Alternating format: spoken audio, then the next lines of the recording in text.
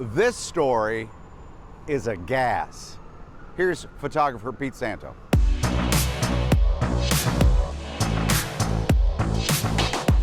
Neon lights with their vibrant, luminous color can be seen lighting up storefronts, restaurants, and bars, just to name a few. They are actually made of a gas trapped inside a vacuum-sealed tube. The neon inside is a chemical element that most people learned about in school when being taught the periodic table of elements. Remember that? With the atomic number of 10 and the letter Ne. Well, if you grew up from the 1920s to the 1960s, these signs were commonplace, mostly used for advertising products being sold in stores like beer or slapped on buildings to highlight the address. Just something to catch your eye. 20 years ago, neon was, much more ubiquitous. It was everywhere. It was used inside letters as like the primary lighting source. LED technology came around and, just kind of cut neon out of the ball game. But that technology of LED and incandescent lighting still hasn't stopped some companies from producing these incredibly well-built signs. One of them is right here in Delaware County, Urban Neon. With there being just less and less people continuing the trade, we've kind of been able to position ourselves as one of the, the last, options out there for people. So what goes into making these glowing works of art? It's actually very intricate. Neon is a vacuum-formed tube of glass that's backfilled with argon or neon gas. When the high voltage electricity is put through it, the tube illuminates. The colors are made using different types of gases, not just neon gas. Neon gas will burn red. That'll light up a red color, and argon gas burns like a bluish purple, but then when you put mercury into that tube as well, that gives it a much brighter bluish color. Urban Neon, which is owned by the Urbanis, is a true family business. They have 3 brothers and their mother working here.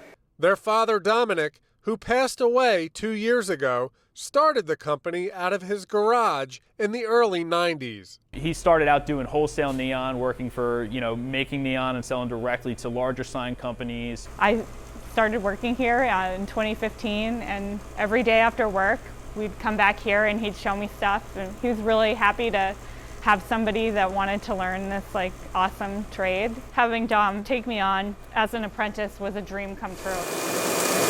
Alyssa Eberly, who has been working with neon for 6 years, shows how this complicated process works. So I'm just kind of rotating the glass, trying to heat it all evenly. When it gets kind of like what we call plastic, I'm gonna bend it and blow into it. And then just use your block to keep it flat. And then pull it off the table. You don't want to leave it on the table too long because it'll cool unevenly. What does blowing into it do? If I were to heat this up and not blow into it, it would be completely collapsed on itself. So if you have a bad bend that hasn't been blown into properly, it'll crack later. Once you get the section formed to where you like it, then the piece gets taken to where it will get its color, which can be a really difficult and dangerous procedure. Just preparing this piece to get pumped, which is the processing part, where we're going to heat it up, create a vacuum, and then fill it with gas. Hopefully, if it all goes right, it should be a nice red color. Their work can actually be seen all over the region, especially here in Philadelphia.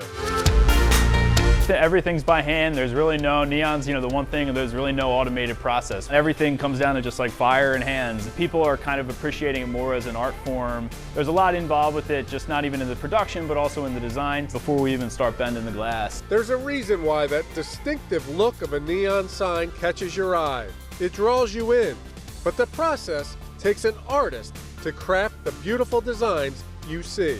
So before the technology is phased out, next time you come across it, appreciate it a little bit more now that you see what goes into making it. I think to do neon, you have to care a lot about what you're doing because it is so difficult to learn. I really feel like learning neon is like learning a new language. You never get bored, there's always more to learn.